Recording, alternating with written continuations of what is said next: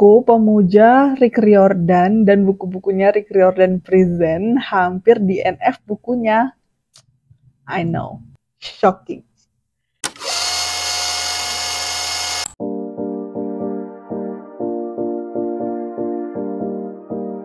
Halo readers, selamat datang kembali di Ngonten Buku Bareng. Kali ini aku, Olin, bakal nge-tier ranking semua buku-bukunya Rick Riordan Present yang udah pernah aku baca. So buckle up, cause it's gonna be a pretty long video. Penggemar fantasi, khususnya middle grade, pasti udah nggak asing dong dengan Percy Jackson yang ditulis oleh Rick Riordan. Nah, di tahun 2018, Rick Riordan ini bekerja sama dengan penerbit Disney Hyperion untuk membuat imprint baru yang dinamakan Rick Riordan Presents. Tujuannya adalah untuk menerbitkan buku-buku yang vibes-nya hampir-hampir sama nih dengan Percy Jackson. Tentunya berkisah tentang petualangan, action, humor, dan yang gak kalah penting ada unsur magic, folklore, atau mitologinya. Sejujurnya aku belum baca semua buku-bukunya Rick Riordan Present, jadi yang akan aku tier ranking di video ini adalah buku-buku yang udah pernah aku baca aja. Aku tuh orangnya gampangan ya. Maksudnya easy to please gitu, jadi di video ini pun aku akan membuat 4 tier aja, dan semuanya berdasarkan enjoyment aku saat membaca buku tersebut. Yang paling atas ada Ascent to Olympus. Kategori ini untuk buku-buku yang menurut aku bagus banget, flawless, tanpa cacat, dan biasanya aku baca dalam sekali duduk. Di bawahnya lagi ada Check-in to Valhalla. Kategori ini adalah buku yang menurut aku bagus, tapi nggak perfect. Ada beberapa sisi yang aku kurang suka. Di bawahnya lagi ada Reina Will Kick Your Butt in Camp Jupiter. Menurut aku buku-buku di kategori ini ya biasa aja, nggak jelek juga nggak meninggalkan kesan yang bagus buat aku. Dan tier yang paling bawah adalah Torture in. Udah tahu sendirilah ya buku-buku macam apa yang akan masuk ke tier ini. Kira-kira ada nggak ya buku yang akan aku masukin ke tier ini? Ikutin terus videonya sampai selesai. Buku Rick Riordan Present pertama itu terbit tahun 2018, yaitu Arusha and the End of Time. Jadi buku ini bercerita tentang Aru yang tinggal di museum bersama ibunya. Nah, suatu hari itu teman-temannya Aru datang ke museum dan menantang Aru untuk menghidupkan lampu yang katanya terkutuk. Nah, Aru yang merasa tertantang akhirnya menghidupkan lampu tersebut. Ternyata dengan menghidupkan lampu itu dia membangunkan demon yang bernama Sleeper yang nantinya akan menghancurkan dunia.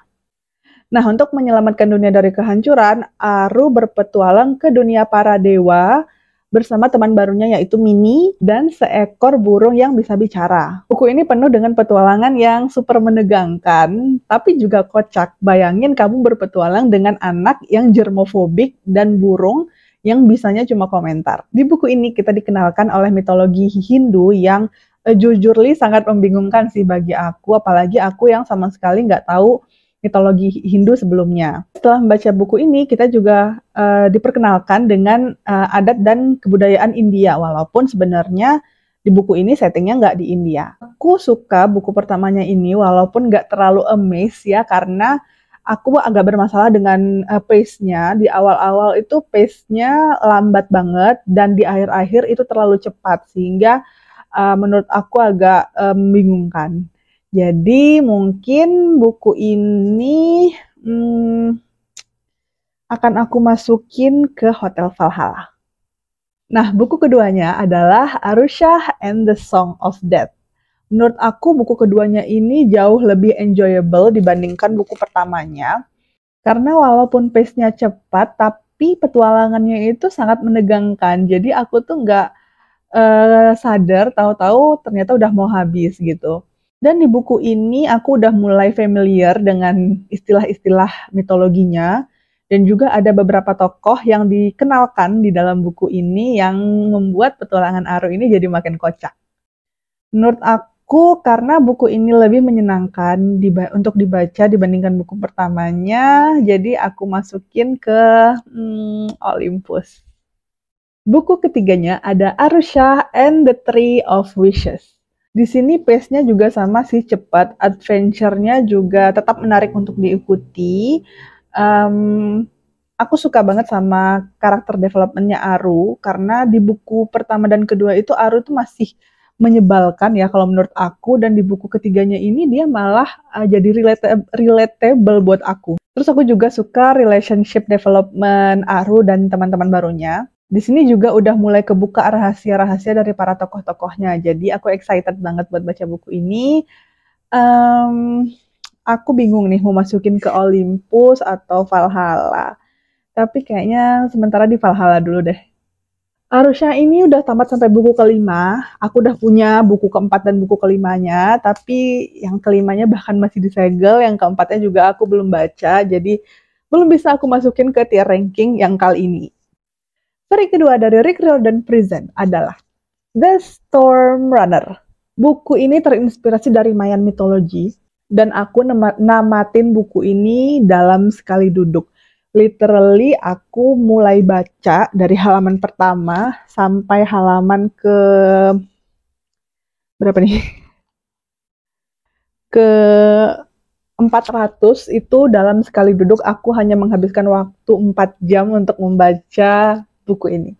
Buku ini tuh bercerita tentang Zane yang mengalami kecacatan fisik sejak dia lahir, yang membuat dia itu sering dibully oleh teman-temannya. Dan membuat Zane ini menjadi penyendiri. Nah, suatu hari Zane itu ngelihat pesawat yang jatuh dekat rumahnya, dan dari pesawat itu keluar alien atau kayak demon gitu. Tapi cuman dia sendiri yang bisa lihat. Nah, karena dia penasaran, akhirnya dia mencari tahu, dan sejak saat itu dia jadi terseret ke dalam drama peperangannya Dewa-Dewi Maya. Alur di buku ini tuh super cepat, ceritanya juga sangat menarik, adventure-nya juga sangat menegangkan. Nama Dewa-Dewinya itu lumayan bikin lidah keseleo, kayak Ixchel, terus ini Kukumats, aku nggak tahu gimana cara bacanya, dan ini yang terakhir mungkin bacaannya Yanto, aku juga nggak ngerti. Tapi aku juga seneng sih karena bisa belajar hal-hal yang baru dari mitologi Maya ini yang sebelumnya aku nggak tahu sama sekali. Menurut aku buku ini tuh patut banget untuk di-ascend ke Olympus. Nah, buku keduanya ada Firekeeper. Sayangnya menurut aku di buku kedua ini nggak sekeren buku pertamanya. Alurnya jadi lambat banget, adventure-nya juga flat. Yang aku suka karena ada karakter baru yang jadi bikin adventure-nya itu jadi makin kocak. Juga karakter development-nya Zane yang di buku pertama itu super nyebelin, di buku kedua lumayan tolerable. Jadi buku ini sebenarnya aku agak kecewa ya dengan sequelnya ini. Menurut aku kayaknya nih bukunya harus ditatar Reina dulu di Camp Jupiter. Oke, series ini tuh ada 3 buku dan 1 novela. Buku terakhirnya aku belum baca, novelanya juga kayaknya baru keluar atau baru mau terbit gitu. Jadi pastinya aku belum baca. Selanjutnya ada Tristan Strong Punches a Hole in the Sky. Series ini tuh totalnya ada 3 buku. Tapi yang baru aku baca nih baru buku pertamanya ini aja. Dan aku hampir DNF buku ini. Aku pemuja Rick Riordan dan buku-bukunya Rick Riordan Presents hampir DNF bukunya. I know. Shocking. Sejujurnya sebenarnya ide ceritanya agak lumayan menarik ya, karena dia itu menggabungkan antara mitologi West African dengan African American folktales. Aku sebenarnya biasanya nggak pernah kesulitan dalam membaca buku-buku yang baru, temanya baru ya, kayak misalnya mitologi yang baru, yang belum pernah aku baca. Tapi nggak tahu kenapa di buku ini tuh aku tuh sulit banget memahami dunianya. Tokoh-tokohnya itu banyak banget dan diperkenalkan dalam satu waktu gitu, jadi membingungkan buat aku. Aku nggak tahu ya, bagi yang udah pernah tahu mitologinya, mungkin akan sedikit terbantu. Tapi karena aku sama sekali nggak tahu, nggak ngerti ya, ini jadi semakin membingungkan buat aku. Aku udah nyoba maksain baca bukunya dari awal sampai akhir, dan nggak menemukan enjoyment sama sekali ketika membaca. So, maaf banget Uncle Rick dan Kwame Mbalia, saat ini bukunya masuk Tartarus dulu. Mungkin suatu saat aku bakal reread dan ngasih kesempatan kedua buat buku ini, tapi let's see. Oke, karena aku nggak suka buku pertamanya, jadi walaupun aku sebenarnya udah punya ya buku kedua dan ketiganya, tapi aku belum mau baca dulu. Mungkin akan aku reread dulu yang pertama, baru aku lanjutin baca ini, itu pun kalau aku berubah pikiran. Selanjutnya ada Dragon Pearl. Dragon Pearl ini pas aku baca jadi ngingetin aku dengan buku Skyward, tapi versi middle grade-nya. Ini tuh menurut aku. Buku ini tuh unik ya, karena dia mengambil mitologi Korea, tapi settingnya di luar angkasa. Buku ini tuh bercerita tentang Min yang tinggal di planet Jeonju, dan keluarga Min ini adalah keturunan Gumiho yang bisa shape-shifting dan bisa memikat orang dengan pesonanya, charm-nya gitu. Tapi mereka ini harus menyembunyikan jati diri karena pada saat itu Gumiho itu dianggap kriminal dan penipu, dan juga ras mereka ini tinggal sudah hampir punah. Si Min ini ceritanya pengen banget ngikutin kakaknya Jun jadi kerja di Space Force. Tapi suatu hari ada seorang investigator yang datang ke rumahnya yang mengatakan kalau kakaknya itu adalah seorang pengkhianat. Nah, Min yang nggak percaya berusaha untuk mencari tahu dan menyelidiki sendiri nih keberadaan kakaknya. Akhirnya Min ini mencoba untuk menyelundup ke dalam Space Force dengan menyamar menjadi salah satu anggotanya. Awalnya aku skeptis banget ya sama buku ini karena menurut aku aneh aja setting di luar angkasa tapi mengambil mitologi Korea yang tradisional gitu, tapi buku ini tuh menurut aku sangat-sangat mind blowing. Aku mulai baca buku ini dari halaman 1 sampai ini sebenarnya tipis ya, cuma 300 halaman dan aku cuma nyelesain ini tuh dalam 3 jam. Saking aku itu enjoy banget baca buku ini. Pastinya buku ini aku masukin ke Olympus.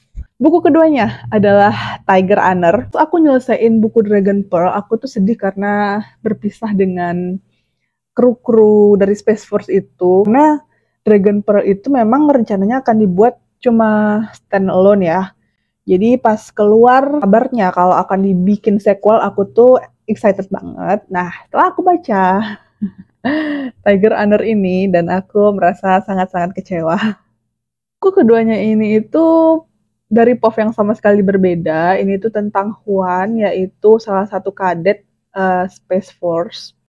Walaupun sebenarnya Min muncul sekali-sekali, tapi nggak begitu banyak lah ya. Konflik di buku ini juga nggak serumit buku pertamanya, dan alurnya juga lambat, petualangannya juga nggak begitu menarik. Sayang banget buku ini. Sepertinya harus aku masukkan ke Tartarus dulu. Oke, selanjutnya ada City of the Plague God. Akhirnya Muslim Representation. Buku ini tuh terinspirasi dari mitologi Mesopotamia. Lagi-lagi satu hal yang aku belum pernah dengar, belum pernah tahu sama sekali. Tapi aku lumayan enjoy baca buku ini. Bercerita tentang Sikandar Aziz yang tinggal di New York bersama kedua orang tuanya. Nah, Sik ini ceritanya tengah berduka karena baru aja kehilangan kakaknya. Suatu hari ada demon yang merusak rumahnya Sik karena katanya mencari sesuatu yang ada sama Sik. Nah, Sik yang bingung dan gak tahu apa-apa, akhirnya diselamatkan oleh cewek yang bernama Belet yang ternyata juga teman sekolahnya. Nah, dari Belet inilah Sik tahu bahwa dewa-dewi Mesopotamia itu nyata.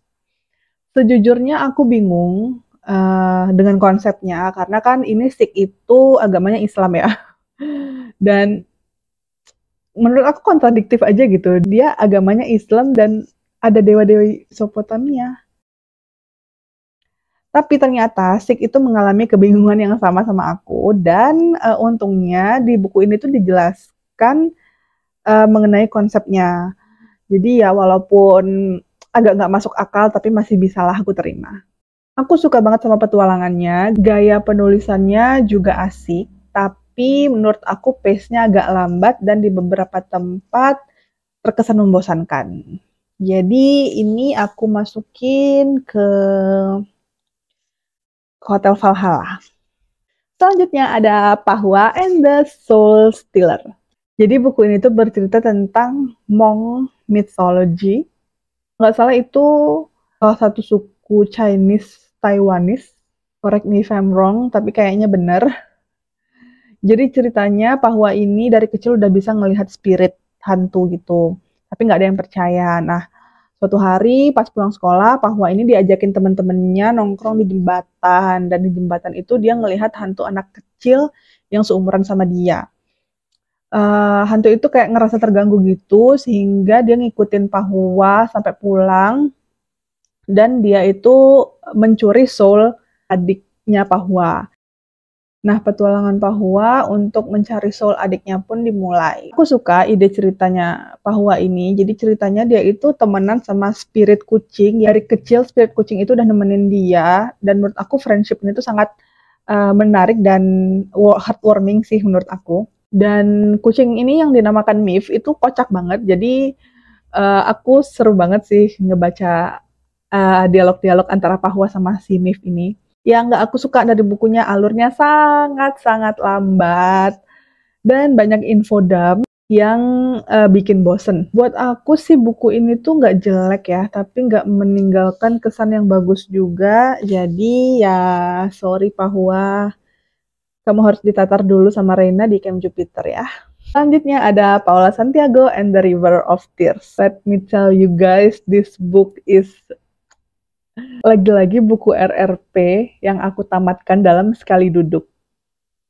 Awalnya aku nggak yakin bakal suka buku ini, karena kalau dari blurb-nya aku baca, ini tuh tentang La Llorona. Karena aku nggak suka horor, jadi sebenarnya aku nggak pengen baca. Tapi aku penasaran gimana sih caranya penulisnya itu bisa masukin horor adventure gitu.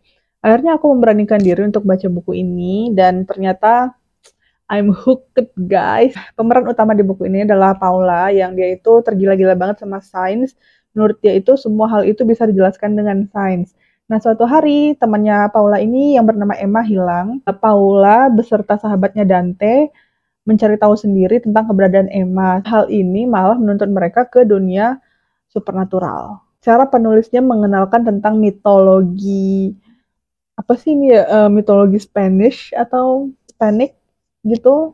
Terus ada folklore, terus tradisi dan budaya Meksiko.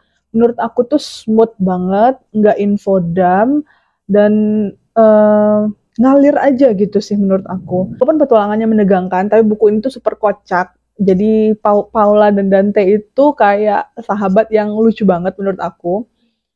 Buku ini tentu saja pastinya aku ascend ke Olympus. Buku keduanya, Paula Santiago and the Forest of Nightmare. Buku ini petualangannya nggak kalah seru dari buku pertama, tapi menurut aku humornya agak kurang, malah terlalu serius sih kayaknya. Terus juga konsep Forest of Nightmare ini agak membingungkan, tapi lagi-lagi penulisannya aku suka. Actionnya itu keren banget, sampai aku tuh kayak bisa memvisualisasi setiap adegan-adegan di buku ini di dalam otakku.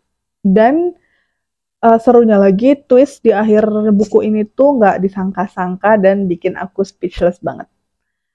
Walaupun buku ini nggak flawless, tapi aku suka banget, jadi aku masukin ke Hotel Valhalla. Buku ketiganya adalah Paula Santiago and the Sanctuary of Shadows. Bukunya ini tuh baru aku beli kayaknya di bulan kemarin, dan ini masih disegel, jadi pastinya belum aku baca. Selanjutnya ada The Last Fallen Star.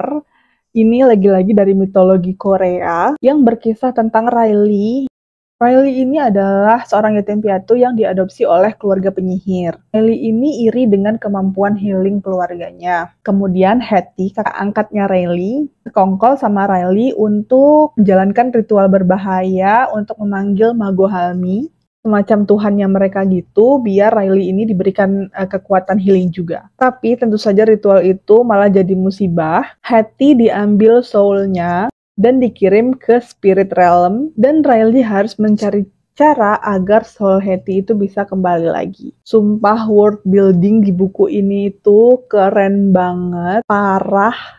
Kayak contohnya nih ya, ada secret entrance yang mengharuskan kamu untuk beli boba jenis tertentu dulu. Ada skuter bersayap yang bisa melaju melebihi kecepatan cahaya. Terus ada aplikasi yang memungkinkan kamu untuk chat dengan hantu yang urusan di dunianya itu belum selesai. Jadi tujuannya kayak kamu mau membantu spirit itu gitu. Dan masih banyak lagi hal-hal unik lainnya yang cuman aku temui itu di buku ini. Petualangannya juga sangat-sangat seru sampai aku nggak sadar tahu-tahu udah mau selesai. Jadi buku ini juga aku baca dalam sekali duduk. Pastinya buku ini wajib di-assign ke Olympus. Buku keduanya, The Last Fallen Moon. Ini juga aku baru baca bulan ini, dan petualangannya nggak kalah seru dari buku pertama. Jadi ceritanya di buku ini, keluarga angkat Riley ini dikutuk dan nggak bisa lagi menjalankan healing magic. Lagi-lagi Riley berusaha menjadi pahlawan ya, untuk mengembalikan healing magic keluarganya. Jadi untuk mengembalikan healing magic itu, Riley harus berpetualang ke Spirit Realm. Dan lagi-lagi aku tercengang dengan dunia yang dibuat sama si Gracie Kim ini.